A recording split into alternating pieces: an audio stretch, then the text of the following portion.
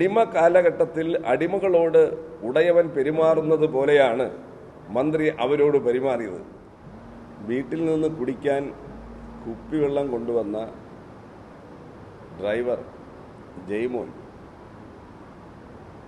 ആ ബസ്സിനെ മന്ത്രി മാധ്യമ സംഘത്തോടൊപ്പം വന്ന് ചേസ് ചെയ്ത് പിടിച്ച് അദ്ദേഹത്തിൻ്റെ ഡ്രൈവർ സീറ്റിനടുത്ത് വെള്ളം കുടിക്കാൻ കൊണ്ടുവന്ന 2 ബോട്ടിലുണ്ട് എന്നതിൻ്റെ പേരിൽ അദ്ദേഹം ഉൾപ്പെടെയുള്ള 4 പേരെ ശിക്ഷാ നടപടിയായി സ്ഥലം മാറ്റുകയുണ്ടായി. ഈ സ്ഥലം മാറ്റ നടപടി ബഹുമാനപ്പെട്ട കേരള ഹൈക്കോടതി കഴിഞ്ഞ ദിവസം റദ്ദാക്കി. അത് റദ്ദാക്കിക്കൊണ്ട് ബഹുമാനപ്പെട്ട ഹൈക്കോടതി പറഞ്ഞിരിക്കുന്നത്, എക്സിബിറ്റ് P1 അത് ട്രാൻസ്ഫർ ഓർഡറാണ്. Exhibit P1 therefore can only be treated as a colorable exercise of power. അധികാര ദുർവിനിയോഗം എന്നാണ് ബഹുമാനപ്പെട്ട കോടതി ഇതിനെ സംബന്ധിച്ച് പറയുകയും ആ ട്രാൻസ്ഫർ ഉത്തരവ് റദ്ദാക്കുകയും ചെയ്തു. ഇത് ബഹുമാനപ്പെട്ട ഗതാഗത വകുപ്പ് മന്ത്രി തുടർന്നുകൊണ്ടിരിക്കുന്ന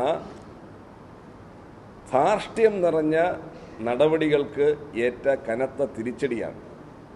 മന്ത്രിയുടെ മുഖമടച്ച് കിട്ടിയ ഒരു അടിയാണ് ഈ ഹൈക്കോടതി ഉത്തരവ്. യഥാർത്ഥത്തിൽ മന്ത്രി ആ ഡ്രൈവർ ഇരുന്ന സീറ്റെങ്കിലും ഒന്ന് പരിശോധിക്കണമായിരുന്നു. ഒരു പലകയും കീറിയ റെക്സിനുമെല്ലാം ഇട്ട സീറ്റ്, അഡ്ജസ്റ്റ് ചെയ്യാൻ പോലും പറ്റാത്ത സീറ്റുകളാണ് പല വാഹനങ്ങളിലുമുള്ളത്. 210-300 കിലോമീറ്റർ യാത്ര ചെയ്യുമ്പോൾ ആ മുൻവശത്തു നിന്ന് വരുന്ന ചൂട് അസഹനീയമാവുമ്പോൾ പലപ്പോഴും ഡ്രൈവർമാർ വഴിയിൽ ഒതുക്കിയിട്ട് ആ വെള്ളം കൊണ്ട്, വീട്ടിൽ നിന്ന് കൊണ്ടുവരുന്ന വെള്ളം കൊണ്ട് മുഖം കഴുകുകയും വെള്ളം കുടിക്കുകയും ചെയ്യും. ഈ ബോട്ട് തന്നെ വൈകുന്നേരം ആവുമ്പോൾ വീട്ടിൽ കൊണ്ടുപോയി അടുത്ത ദിവസത്തേക്ക് തിരിച്ചു കൊണ്ടുവരികയും ചെയ്യുകയാണ് ചെയ്യുന്നത്.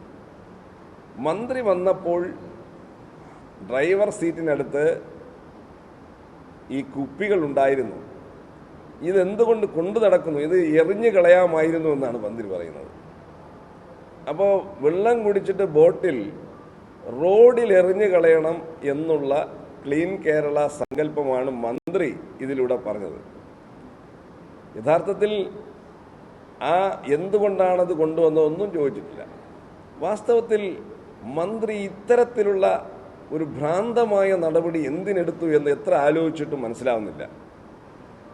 കോടിക്കണക്കിന് രൂപയുടെ MDMA കടത്തിക്കൊണ്ട് വരുമ്പോൾ കാണിക്കുന്ന തരത്തിലാണ് മന്ത്രി ചേസ് ചെയ്ത് ഈ വാഹനത്തിന് മുന്നിൽ കയറ്റി, ഈ ബസ്സിൻ്റെ മുന്നിൽ ബ്ലോക്ക് ചെയ്ത് യാത്രക്കാരെ മുഴുവനും ബുദ്ധിമുട്ടിച്ച് ഈ ജീവനക്കാരെ ഈ സമൂഹത്തിന് മുന്നിലായി നിർത്തി മന്ത്രി അവരെ ശകാരിച്ചുകൊണ്ട് ഒരു വ്യക്തിത്വം പോലും പരിഗണിക്കാതെ, അവരൊരു വ്യക്തികളാണെന്നത് പോലും പരിഗണിക്കാതെ സമൂഹത്തിലെ കാഴ്ചക്കാരുടെ മുന്നിലെല്ലാം, മന്ത്രി വന്നിറങ്ങുമ്പോൾ കാഴ്ചക്കാർ കൂടുമല്ലോ, ആ കാഴ്ചക്കാരുടെ മുന്നിലെല്ലാം ഈ 2 പാവപ്പെട്ട ജീവനക്കാരെ അവരുടെ മുന്നിൽ നിന്ന് മന്ത്രി അടിമകളോട് പെരുമാറുന്നത് പോലെ, അടിമ കാലഘട്ടത്തിൽ അടിമകളോട് ഉടയവൻ പെരുമാറുന്നത് പോലെയാണ് മന്ത്രി അവരോട് പെരുമാറിയത്.